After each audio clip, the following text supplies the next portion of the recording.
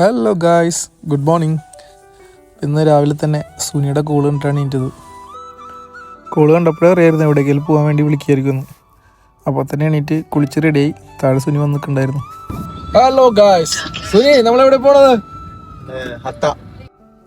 അപ്പോൾ സുനി പറഞ്ഞ പോലെ സുനിയുടെ ഒരു ക്ലൈൻറ്റിനെ കാണാൻ വേണ്ടിയിട്ട് ഹത്തേക്കാണ് നമ്മൾ പോകാൻ ഇറങ്ങിയിട്ടുള്ളത്.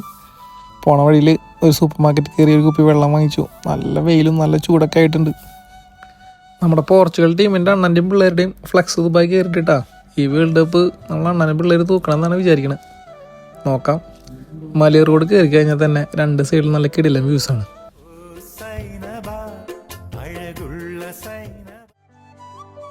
കുറച്ചധികം നേരം ഡ്രൈവ് ചെയ്യാനുള്ളതുകൊണ്ട് നമ്മൾ പാട്ടൊക്കെ പാടി ചില്ലായിട്ടാണ് പോണത്.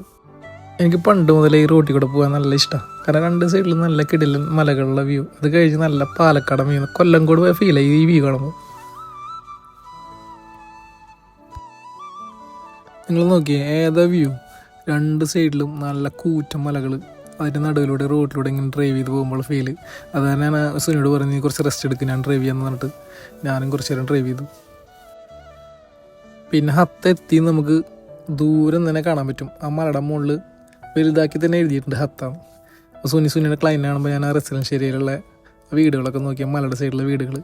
അങ്ങനെ തിരിച്ചു വരുമ്പോഴാണ് ഇത് കണ്ടത്. ഇത് മാനാന്ന് വിചാരിച്ച് ഞാൻ ഇറങ്ങിയത്. ആക്ച്വലി ഇത് മാനല്ലായിരുന്നു, ഇവിടുത്തെ മാനിനോട് സാദൃശ്യമുള്ള ആടുകളായിരുന്നു.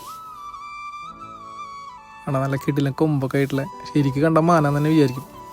പിന്നെ ഉച്ചയ്ക്ക് ഭക്ഷണം കഴിക്കാൻ വേണ്ടിയിട്ട് റെസ്റ്റോറൻറ്റിൽ കയറി ആ മലയുടെ ഒക്കെ സൈഡിലുള്ള കാഴ്ചകളൊക്കെ കണ്ടിരുന്ന് നമ്മൾ നല്ല ഭക്ഷണം കഴിച്ചു.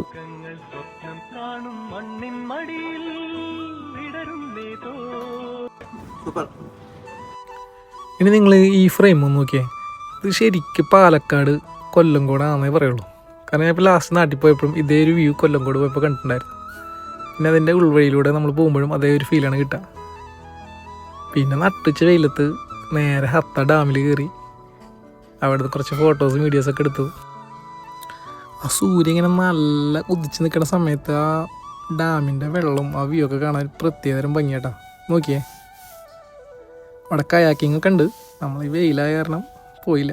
പിന്നെ വണ്ടി കയറിയത് ഓർമ്മയുള്ളൂ, നല്ലൊരു ഉറക്കുറങ്ങി. പിന്നെ എണീറ്റ് നോക്കിയപ്പോഴാണ് റോഡിൻ്റെ സൈഡിൽ കൂടെ ഒട്ടകങ്ങളൊക്കെ പോണത് കണ്ടത്. അപ്പോൾ കുറച്ച് വീഡിയോസൊക്കെ എടുത്തു.